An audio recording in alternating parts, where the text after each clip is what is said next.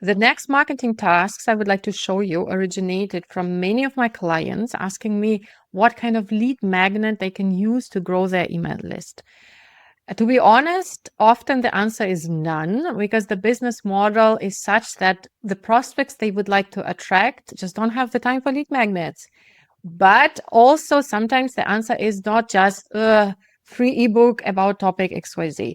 If you ask AI, just generically, this is what I sell, this is who I work with, I generate lead magnet ideas. It will tell you about checklists, free PDF reports, something extremely boring nobody will like to download because AI exists. If you would like your lead magnet to work, it needs to be something one cannot just figure out by Googling or by asking AI with one sentence. It needs to be something super specific. So let's look at the lead magnet ideas generating prompt. It's based on an article, surprise, surprise, I wrote. Best lead magnets for service businesses and a surefire way to find yours. It already includes this prompt. But I wrote this article actually back maybe 4 years ago where there was no AI. And I serviced service providers to see what kind of lead magnets they're using. And I separated 6 must-have features of an effective lead magnet. And this is what the prompt is based on.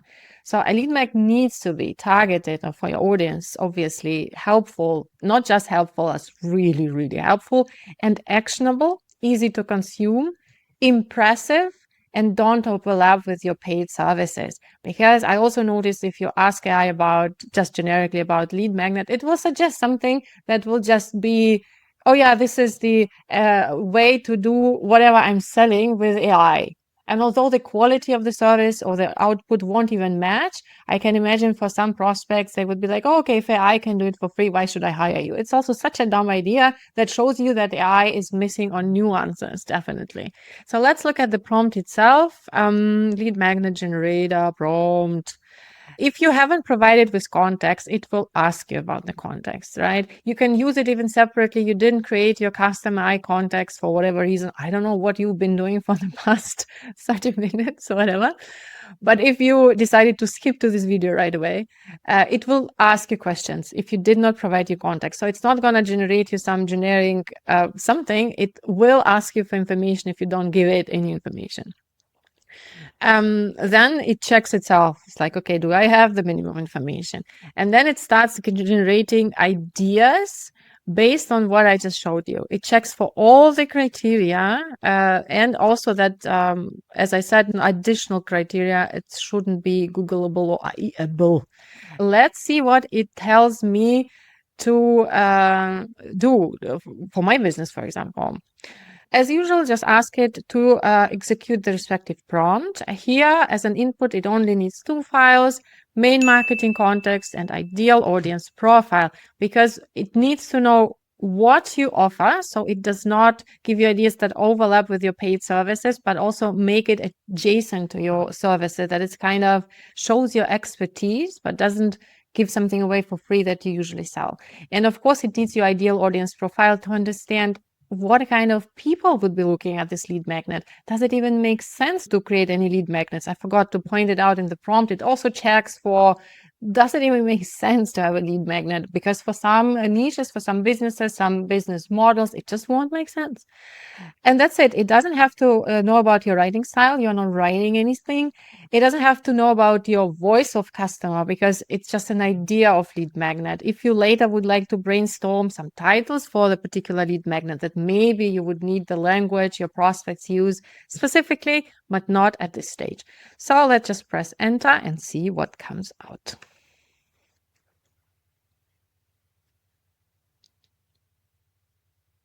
All right, let's see what it came up with. The redesign or rewrite decision tool, a short diagnostic that works the visitors through the actual situation.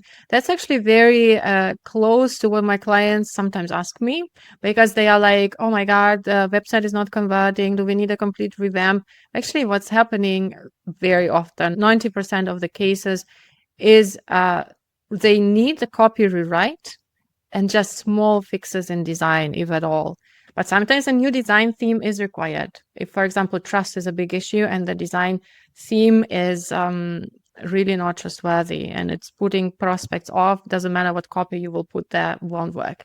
The homepage tagline stress test, man, this is so good. This is what we just did. Actually, it's telling me to give you as a lead magnet this website tagline generation prompt and just test your homepage tagline with it. So it's also a very good one. I was actually planning to do this, to add something like this into this article I showed you about website tagline generation. The conversion triage scored. Set of questions about traffic bounce rate to drop off. I don't know about this one. This could be a bit more complicated. I don't know. I would need to think about this one. The customer research organizer. Yeah, actually, there is an article of mine. I wonder how it knows about it. Probably it's somewhere in my contacts files.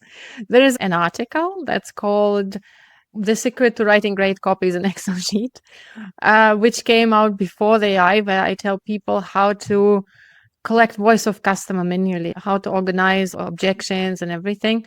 So it's telling me, okay, give people an AI prompt to go with it. That's actually a good idea. Man, it's giving me too many ideas. The objection mapping worksheet, a short exercise for deciding which objections actually deserve space on the page.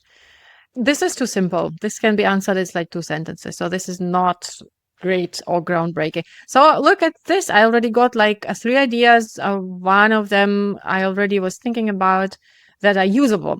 I wanted to show you what it generated for example, IT companies. This is a segment of an audience that are often my clients. And I indeed use this prompt to generate a lead magnet ideas for them. So if you are an IT company who is watching this, you should check this article and see if something resonates with you. Last but not least, let me show you my favorite prompt on repurposing content that I use multiple times a week.